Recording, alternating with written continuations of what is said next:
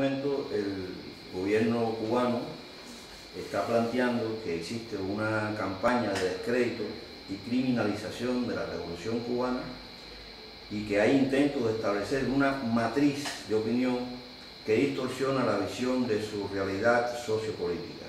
En esto se dice que precisamente la mano norteamericana una vez más está detrás de esto. ¿Cuál es su criterio? Esto es un nuevo capítulo, un nuevo episodio, digamos, de una larga historia, ¿no?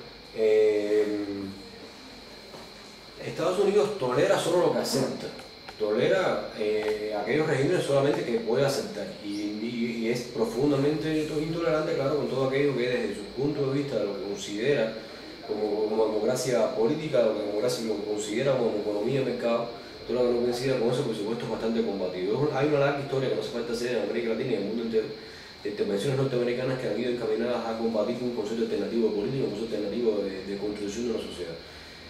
Cuba no ha sido la excepción, desde el 59 para acá se ha manejado eso en términos recurrentes, en términos que han afectado a muchos campos. Al principio de la revolución ocurrió con los ajusticiamientos que se hicieron bajo la legislación revolucionaria a personas vinculadas al régimen de asesinos confesos y probados, y se presentaron rápidamente como fusilamientos, y hoy todavía la memoria construida por los medios presenta estos como los fusilamientos de la revolución y no como lo que fueron ajusticiamientos sometidos todos a legislación, todos a proceso penal y bajo un enorme consenso popular que reclamaba justicia producto de los asesinatos de más de 20.000 cubanos que ocurrieron bajo la dictadura batista. Eso ha sido ocurrido durante, ya digo, repito, durante mucho tiempo, se ha renovado cíclicamente, y en este caso vuelve a pasar que yo creo que ahora hay un cálculo político de que de algún modo se acerca al final de la generación histórica de la revolución, de que esto puede marcar cambios importantes en la política de futuro de la revolución, y eso están apostando a desacreditar cualquier tipo de, ya no logro, sino cualquier tipo de legitimidad reconocida internacionalmente hacia lo que ha conquistado la revolución cubana. Y uno observa que la matriz, la jerarquía de las noticias siempre habla mucho de por qué una campaña de descrédito. O sea, es profundamente selectiva, es profundamente sectaria, si se quiere, en términos de hacer noticias solamente 3, 4 núcleos de problemas, que son problemas sin duda, y sobre todo dar voz a sectores sociales cubanos que existen, que no son necesariamente inventados, que existen, que tienen realidad, como es el caso de algunos blogueros, como esta famosa Iván Sánchez, que lo que hacen yo creo que es sobredimensionar la importancia, convertir a una parte en el todo, hacer que una persona que expresa un discurso específico, que en mi opinión muy particular está muy dirigido a clases medias occidentales, que tiene muy poco apoyo social en Cuba, que tiene un discurso muy poco vinculado a la diversidad social que existe en Cuba, a los problemas de desigualdad que realmente existen en Cuba. Creo que habla por un sector blanco, profesional, básicamente clase media, que tiene mucho que ver con el público al cual se dirige, que es básicamente un público occidental. Y eso es lo que normalmente la prensa del establishment, que no solo la norteamericana, porque hablamos de la norteamericana, pero es que las noticias, que de cada 4 noticias, de cada 5 noticias, 4 provienen de las mismas agencias, con lo cual el núcleo de que provienen las agencias siempre es muy cerrado. Eso parece ser que hay muchos medios, pero realmente hay muy poca fuente de noticias. Eso es por eso que, si uno analiza de las 10 noticias que aparecen por día, 20, 30, cualquiera que sean, hay una sobredeterminación de cuestiones que yo no digo que sean inciertas, ni digo que sean puro invento de la propaganda. Lo que sí creo que hay por los productos de la selectividad, hay una falta de representación de millones de temas que ocurren cotidianamente en Cuba y una sola representación de este tipo de discursos como si ese fuera lo único que pasara en Cuba. A mí me parece que eso es profundamente manipulador. ¿En qué sentido? Me parece que es manipulador en términos de que obvia la vida cotidiana de 11 millones de cubanos. Parece ser que en Cuba existen 2 actores políticos casi siempre, Fidel Castro y Giovanni Sánchez, o las damas de blanco y Fidel Castro, o Raúl Castro y Fariña, el disidente que está en otra huelga de hambre. O sea, eso me parece que lo que desconoce es, desde un discurso democrático, resulta profundamente antidemocrático, porque nunca considera lo que es el pueblo cubano, nunca considera lo que son los sectores sociales que en Cuba existen, que viven, que trabajan, que hablan, que opinan, que luchan. Y en ese sentido a mí me parece que es profundamente, incluso discriminatorio, con una visión muy colonial de lo que es la política, lo que es la realidad cubana, lo que es la sociedad cubana, en un pueblo completamente apagado, completamente silenciado, completamente, digamos que amordazado, ¿no?, por una política cincuentenaria de opresión, que es como lo presentan los medios. Yo en algún lugar, ahí en el libro lo he comentado, que este pueblo hizo revoluciones cíclicamente cada 30 años, cada 40, no pasaron más de 40 años sin hacer una revolución. Eso desde 1813 hasta 1815 hasta nuestros días. O sea, es muy difícil que un pueblo que haya alcanzado los niveles de educación que tiene este pueblo, los niveles de cultura, de instrucción que se han alcanzado, un nivel de trama social, de protección, de inclusión social como que se ha alcanzado, sea al mismo tiempo un pueblo que se haya dejado amordazar así de la forma en que se plantean por los medios, un modo en que es incapaz de dar opinión, incapaz de defender un derecho, en que es incapaz de sencillamente hacer política de ningún tipo. Yo creo que hay, y con esto estoy saltando un poco, ¿no?, de tema, pero tiene que ver, yo creo que también hay cierta dualidad antagónica o dicotómica entre el discurso sobre Cuba, algo de lo que hablamos al principio, que es un discurso en el cual al discurso del enemigo se le pone un discurso profundamente acrítico, profundamente apologético de la realidad cubana, que también yo creo que le hace daño a los cubanos y que también es discriminatorio sobre los cubanos, porque también en Cuba hay muchísimos problemas de distinto tipo además, y que hay que comprender también en cómo afectan a la vida cotidiana, ¿no?, de los que vivimos en Cuba. Eso significa que son ciertos los índices, por ejemplo, de salud, de educación, de instrucción, de infraestructura, de carreteras, de electrificación que tiene el país, todo eso es cierto, pero que solo trabaja con estas cifras y la analiza solo nominalmente, solo desde el punto de vista estadístico, no puede comprender cómo eso impacta, cómo eso es recibido por la población cubana, cómo se recibe en términos de calidad, cómo se recibe en términos de las políticas que han ido variando en términos de estas conquistas. O sea, yo lo que creo es que Cuba es una vieja idea, por supuesto, ni un infierno ni un paraíso, cosa que se viene diciendo hace mucho tiempo, pero que no acaba de verse todavía un discurso que sea más comprensivo de la realidad cubana en términos de que ni sea tan opuesto al enemigo que no da espacio a pensar un solo problema en Cuba, que se pasa. Porque criticando al enemigo solamente se habla de las virtudes del país para contrarrestar ese discurso, pero tan apologético y tan acríticamente que no sé, es un país que es muy irreconocible para los que vivimos acá. Pero al mismo tiempo no es para nada el tipo de discurso que el enemigo, los medios de prensa, el Estado hacen, que parece que en Cuba no hay forma alguna de hacer nada y que prácticamente estaremos convocados a un suicidio colectivo, ¿no?, porque no hay forma de vivir de ninguna manera en Cuba. Yo creo que eso tiene que ver con una vuelta de tuerca, en la campaña específicamente, ahora mismo, una vuelta de tuerca, leyendo el contexto específico que tiene el país, que tiene que ver con el tránsito biológico que se va a ocurrir en algún momento, con que la gran mayoría de las generaciones cubanas ya no han vivido la épica revolucionaria de los años 60, que se han educado, han nacido, han crecido en otro contexto que ya no tienen, por supuesto, por haber participado menos de los instantes fundacionales del proceso, por no haber participado de ellos, tienen una relación distinta con la revolución. Y creo que no es malo tener una relación, no es malo, al contrario, es muy bueno tener una comunicación como la que tiene Cuba con el mundo. Cuba es un país muy comunicado realmente con el mundo, aun cuando hay mucha propaganda también como parte de esto de que los accesos a internet, a correo, a la prensa extranjera son escasos. Esos son cuestiones todas que hay que valorar desde el punto de vista con muchos más matices, ¿no? Porque realmente el consumo social de internet es más amplio que en algunos otros lugares, el consumo de películas, por ejemplo, Cuba es un país que a nivel de literatura y a nivel de películas, por ejemplo, ha visto su población, ha visto más películas diversas a lo largo de décadas que muchos otros países. A nivel de las experiencias de festivales de cine latinoamericanos que se han hecho a lo largo de muchos años, el tipo de consumo cultural que hay en Cuba, el tipo de, incluso ya no solo a nivel oficial y formal, sino el tipo de consumo informal, cultural que se hace, que realmente es muy diverso. Y yo que sí creo, la migración cubana es tan grande que marca también una comunicación con todos los familiares que viven fuera de Cuba. Hay mucho turismo también y crece el turismo, más de 2 millones de personas están viniendo de turistas a Cuba, eso marca también mucha comunicación. O sea, yo creo que tampoco es un sistema cerrado, que tú estás engañado porque no es imposible comprender, ni conocer, ni estar informado de nada, de nada de lo que sucede en el mundo. Yo creo que hay que tomar las cosas un poco, cualquiera sea la opinión que cualquiera tenga con derecho a tenerla, cualquier sea su sentido. Yo lo que trato de defender es tener un poquito más de información, un poquito más también de matización, de respeto hacia personas que son personas que tienen derecho a ser consideradas, a ver cómo piensan, a saber cómo viven. Y ese punto de vista me parece que a veces somos muy invisibilizados por ambos extremos, ¿no? Por los que son demasiado amigos y por los que son demasiado enemigos. Ahora mismo hay buenas noticias que nunca son consideradas. Cuba acaba de salir por producto de una evaluación de un organismo norteamericano una de las 10 naciones del mundo con ambiente más limpio del planeta. Eso me parece una noticia importante realmente, que habla de políticas públicas, que habla de políticas también sociales, que habla de muchas cosas, y sin embargo ese tipo de noticias jamás son noticias para Cuba. O sea, yo creo que esta sí es una campaña que puede ser calificada de que no es solamente propia para Cuba, que también se acerca a las que suceden con Venezuela, a las que suceden con otros países como Bolivia también. Entonces, creo que sí hay razones para considerarlo en esta historia, además de cómo se comprende una alternativa política. O sea, si una alternativa política no es reconocida, y yo creo que una democracia, siendo considerada en términos fuertes, se debería hacer una discusión de alternativas políticas, ¿no? Y lo que se pide para Cuba no se le reconoce a Cuba como alternativa en sí misma.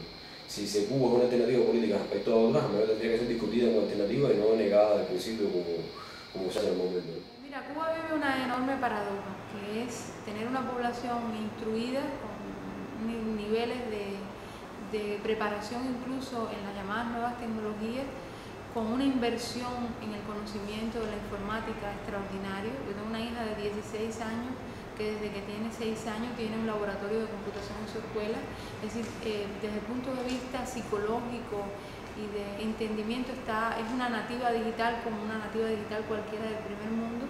Sin embargo, en un país donde el bloqueo ha impuesto una medida de exclusión extraordinaria a la utilización de la infraestructura de red, por varias razones. Primero, Cuba, teniendo un desarrollo bastante interesante a nivel continental del desarrollo de la informática, sin embargo es probablemente el país que se incorpora más tardíamente a la Internet debido a las circunstancias del bloqueo.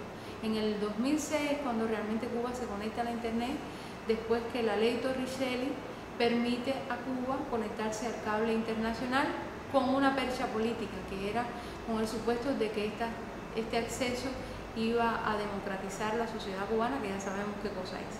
Pero además con otra exclusión, y era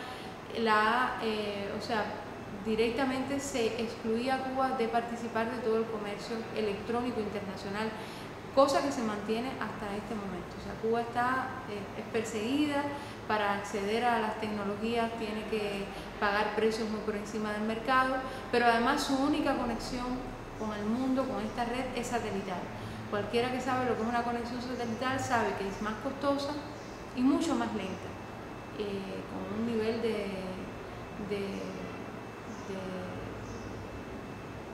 que limita la rapidez con que se accede a esta tecnología, lo que es fatal, por ejemplo, para los videos, para todos los servicios multimediales. Esa es la circunstancia de Cuba. Nadie en Internet se conecta con un perchero, o sea, hace falta varias circunstancias. Hace falta el conocimiento, hace falta una cultura, que es una sedimentación de años, hace falta una infraestructura, que significa inversiones económicas, etc. Yo creo estamos viviendo como un proceso de que hay una decisión, una voluntad política de socializar y de extender las redes lo más posible, dado la apreciación, la percepción, que yo creo que es lógica y natural, de que no hay manera de participar ni de la discusión política, ni de los hechos sociales, ni del desarrollo científico excluido de estas redes, y por lo tanto hay una decisión política, pero supone dinero, supone tiempo, en medio de una guerra tremenda que se nos hace justamente utilizando estas nuevas tecnologías. Hay una reactualización de los esquemas de subversión contra Cuba utilizando justamente la Internet.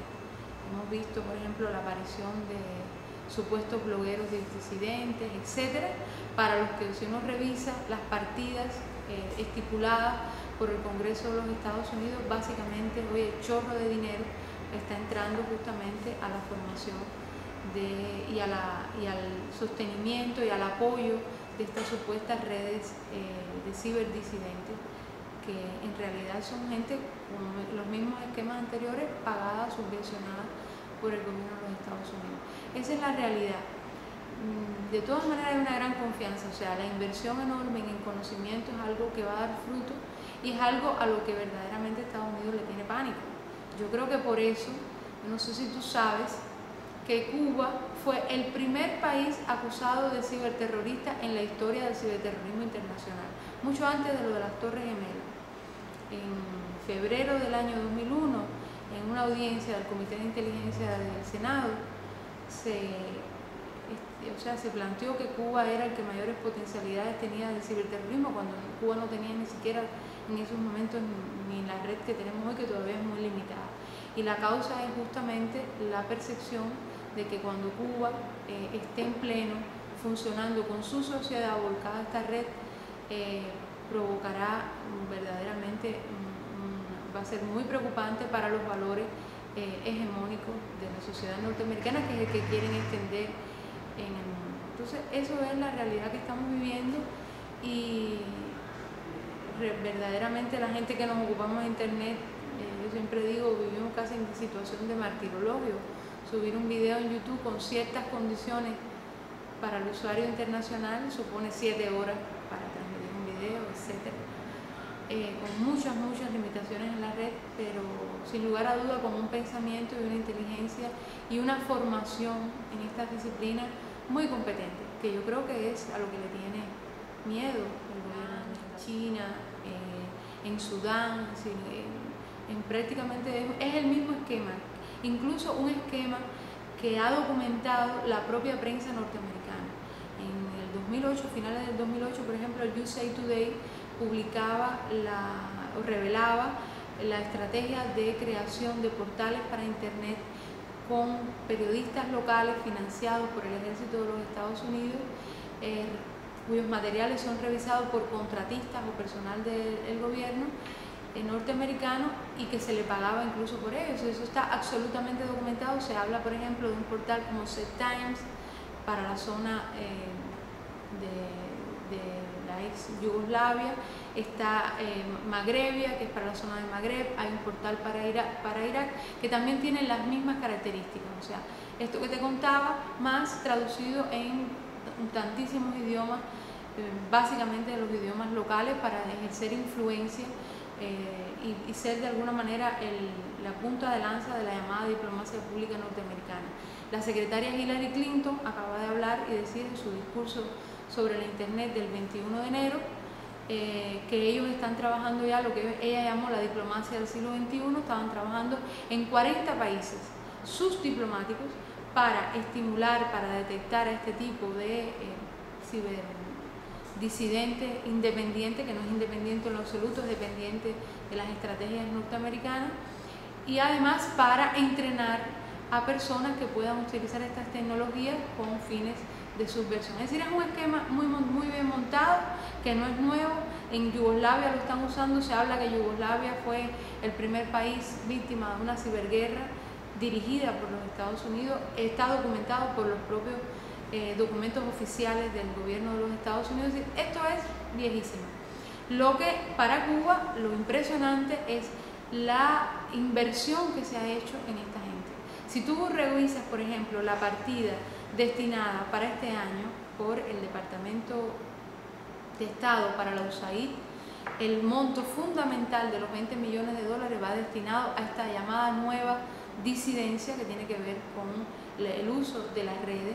Cuando tú, por ejemplo, revisas los documentos que salieron de un reciente encuentro el 19 de abril promovido por el Instituto Bush, donde participaron supuestamente blogueros independientes de una serie de países, entre ellos Cuba, y tú encuentras las líneas, cuáles son las líneas de mensaje o de esquema, cuál es el esquema que van a seguir. Bueno, tratar de buscar y ampliar las redes de apoyo a las disidencias, es decir, cómo entra el dinero a estos países, cómo ellos van a construir estas disidencias. Es muy interesante, por ejemplo, lo que dice el Instituto Bush.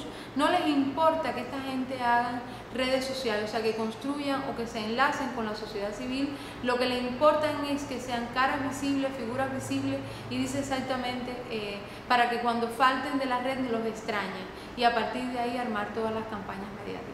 Ese mismo es el esquema para Cuba, el esquema internacional, y por supuesto se adecua a las características de cada país. En Venezuela no hay manera de construir ningún ciberdisidente independiente sin que le salgan 15.000 chavistas que lo pongan en su sitio, ¿no? O sea, es otro tipo de esquema. Venezuela, por ejemplo, es el país más agredido o sea, es el país que recibe más ciberataques diariamente, más incluso que China, que es el país de mayor población en la internet. Es decir, es otro tipo de esquema. ¿Por qué? Porque Venezuela tiene a la gente, hay un 70% de acceso de la población a los infocentros y en general a la internet. Ahora hemos visto, por ejemplo, el usuario en Twitter del presidente Chávez, Chávez Candanga, que hoy mismo estaba revisando ahora por la mañana, ya tiene 200.000 seguidores en 3 o 4 días. Una cosa impresionante que demuestra esto, o sea, la trascendencia que tiene un proyecto contrahegemónico, realmente con una población volcada a la red y creando, digamos, otro tipo de red, que no es la que nos quieren fabricar o la que nos quieren encerrar los modelos imperiales, ¿no? Y hegemónicos. Entonces, ese es un enorme reto para la izquierda. Yo creo que es un reto que perfectamente también se está afiliada a Cuba, y yo creo que estos personajes de opereta, estas estrellas fugaces de la ciberdisidencia, es lo menos importante. Aparecen y desaparecerán. Hemos visto, por ejemplo, una entrevista reciente que le hizo Salim Lanrani a una de estas blogueras, donde demuestra, o sea, la desnuda, una persona absolutamente ignorante de la historia de Cuba, es un fantoche creado, una persona sin ningún tipo de estrategia política, de pensamiento detrás de eso, sino sencillamente una estrella fugaz creada, muy fácil de desmontar. Y me imagino los apuros por los que debe estar pasando las personas que le han estado dando todos los premios internacionales a una persona que es prácticamente una analfabeta política, ¿no? Y es parte de todo eso. Incluso estos sistemas de premio para pagar, que sirven un poco de lavado de dinero de los financiamientos norteamericanos. Y ahí están. Actualmente, el gobierno de Cuba está planteando que existe una campaña de descrédito y criminalización de la revolución cubana, y que hay intentos de establecer una matriz de opinión que distorsiona la visión de su realidad sociopolítica. ¿Esto se puede enmarcar en estas actuaciones que ha dicho anteriormente? Sí, absolutamente. Inclusive, yo creo que es una campaña más. Es decir, no es ni la primera, ni con muchas de las campañas que ha tenido que enfrentar la revolución. Siempre ha habido, advierto yo, un cierto, digamos, modelo en el cual hay una gran campaña con diversos niveles, informativos, publicitarios, de penetración, acciones locales, en fin, no voy a detenerme en eso. Pero que generalmente nosotros, la respuesta cubana era, en un primer momento, no había obviamente capacidad de respuesta debido a la asimetría de presencia en los medios de comunicación, internacionales sobre todo, y en un segundo momento la revolución cubana comenzaba a hacer un esclarecimiento y a revertir en gran medida ese proceso de opinión que se había promovido. Siempre quedaba un residual que no podíamos resolver, creo yo. Ya sabemos cómo se maneja eso, las primeras imágenes, el primer cintillo, las aclaraciones tuyas pasan a la página 4, todo lo que sabemos que es el manejo de los medios de comunicación. Pero hasta cierto punto había una cierta capacidad de respuesta y de esclarecimiento diferida en el tiempo. Yo creo que el problema que enfrentamos ahora, creo que lo que tendríamos que analizar no es tanto la magnitud de la campaña, que sí me parece que ha sido sino lo específico de esta campaña. Y yo no he tenido tiempo de hacer ese estudio, pero advierto 2 o 3 cosas que quisiera mencionar. Primero, yo creo que ha sido la campaña con el mayor nivel de concertación internacional que hayamos enfrentado, ¿no? Una campaña donde casi unánimemente los medios de comunicación de Estados Unidos, Europa, América Latina, etcétera, funcionan casi al unísono, casi en tiempo real. Producen la misma información, el mismo comentario, la misma imaginería. Y yo creo que ese es un primer problema, y que da cuenta de que ha habido una evolución en los medios de comunicación. Porque en esta oportunidad los medios electrónicos, internet, etcétera, han jugado un papel muy superior al de cualquier campaña anterior. Yo creo que habría que tomar nota, habría que hacer un análisis, porque si la razón despotrica de la Revolución Cubana, pues bueno, ya sabemos que eso es lo que hace la razón o el ABC, ¿no? Y si el país sigue despotricando, un poco hace ya bastante tiempo que no sucede. Pero ahora la campaña tiene un nivel de penetración en todas las formas de comunicación existentes que habría que estudiar mejor. Y que probablemente le plantee a la dirección cubana que los tiempos de respuesta deben que ser otros. Probablemente no haya ni mucho tiempo de responder. Probablemente tengamos que ser más preventivos.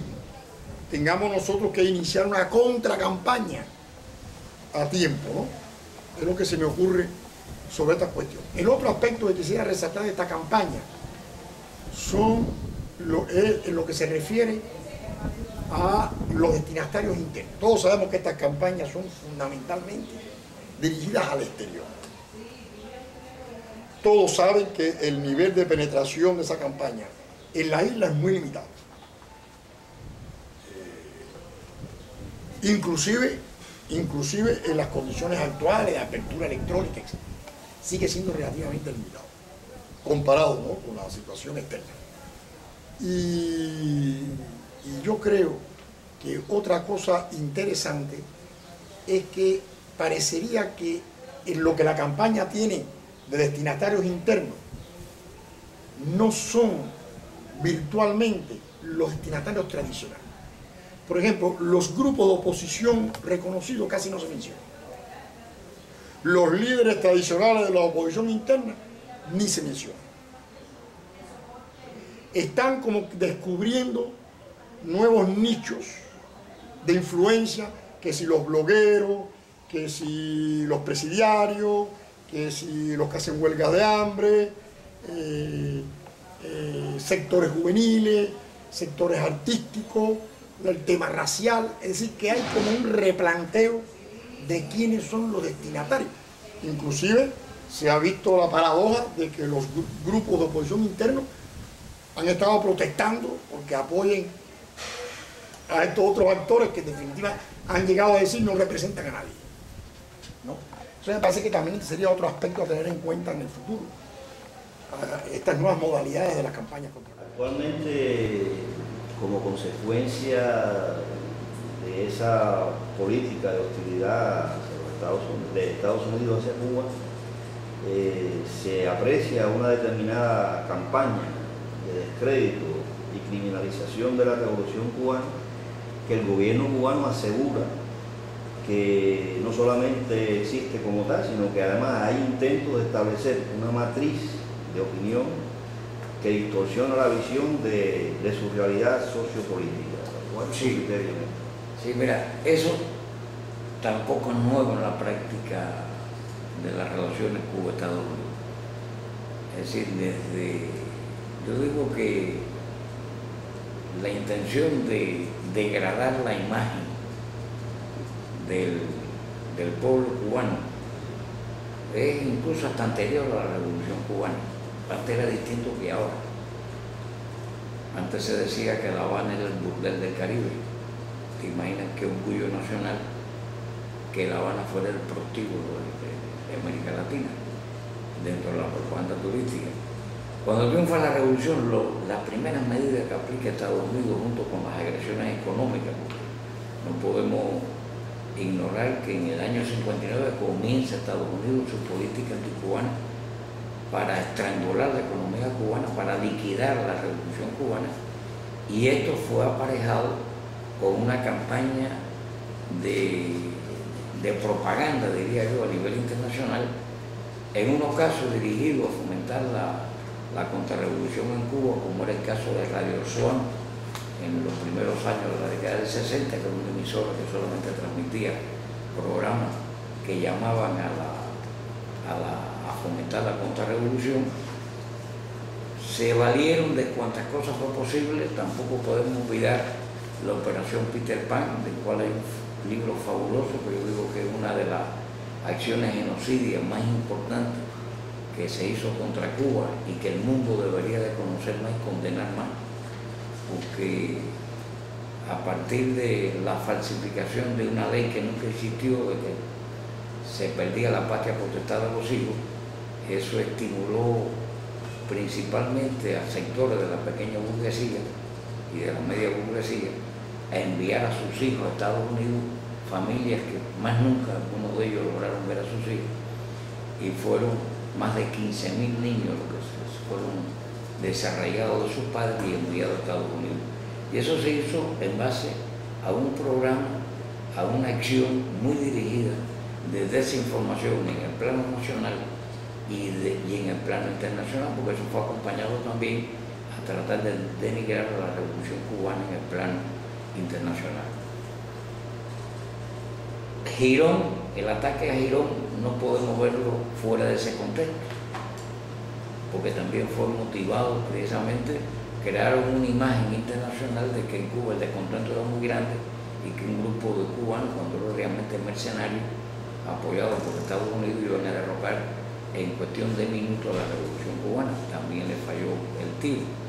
Si uno tiene la historia desde el año 59 hasta el presente, se da cuenta que la campaña mediática actual, orquestada por la Unión Europea, y que detrás está el imperialismo, porque eso forma parte de ese diseño de los Estados Unidos, que se gastan el dinero en esto. No sé si los que escuchan esto en Canarias lo saben, pero el gobierno norteamericano da cada año más de 60 millones de dólares a fomentar la contrarrevolución interna y a distorsionar la imagen de la revolución cubana en el exterior. Y ahora han enarbolado el tema de los derechos humanos, es decir, han tratado de fabricar un héroe de la lucha anticomunista en un delincuente común. Cayó preso por delincuente, yo creo que los delincuentes caen presos en cualquier país del mundo. Y esto, no hay duda de que esta campaña mediática, a través de los grandes medios, ha ganado espacio, principalmente en Europa, que ha provocado también la reacción del movimiento de solidaridad y de gente honesta en el mundo que no se han dejado confundir con esta campaña. Y esta campaña responde a eso, es decir, crear una imagen de que Cuba es un caos, de que en Cuba no hay respeto a los derechos humanos, de que en Cuba la gente vive en la agonía y en la desesperación, cuando es todo lo contrario. Y que además tenemos problemas, sí tenemos problemas en este país, un país que lleva más de 50 años con el bloqueo más largo y más brutal que recuerda la historia de la humanidad. Lógicamente que tenemos que tener problemas, que no contamos con líneas de financiamiento externo, que no tenemos crédito, que nadie nos da un centavo, que hace apenas 2 años, tuvimos pérdida de más de 15.000 millones de dólares con 2 ciclones que destrozó este país, porque lo destrozó, 700.000 viviendas arrasadas, más las instalaciones fabriles, centros de trabajo. La agricultura la acabó, y sin dinero, sin recursos, sin ayuda externa, nosotros hemos logrado reconstruir en buena medida los destrozos del ciclón y hemos logrado reanimar la agricultura cubana y ir a la recuperación económica. Claro, hemos tenido que invertir los recursos que estaban dedicados a mantener las líneas de desarrollo y de construcción de viviendas, a rehabilitar todo lo destruido por el ciclón. Es decir, si tú le sumas todo esto, pues parece que el imperialismo considera que es el momento propicio de darle jaque mate a la revolución cubana. A propósito de esto, le quería preguntar por otro de las cuestiones que más se está tratando ahora en los medios de comunicación españoles, que es el tema de las damas de blanco. Nosotros estuvimos ayer en las elecciones, en la segunda vuelta de las elecciones, y pudimos preguntar a pie de urna a algunas personas, pero me gustaría saber cuál es su opinión acerca de este fenómeno. Sí, mira, aquí una de las cosas que hace la Oficina de Intereses de Estados Unidos, que la hace con plena libertad, es la creación de grupúsculos que son asalariados de la Oficina de Intereses de Estados Unidos.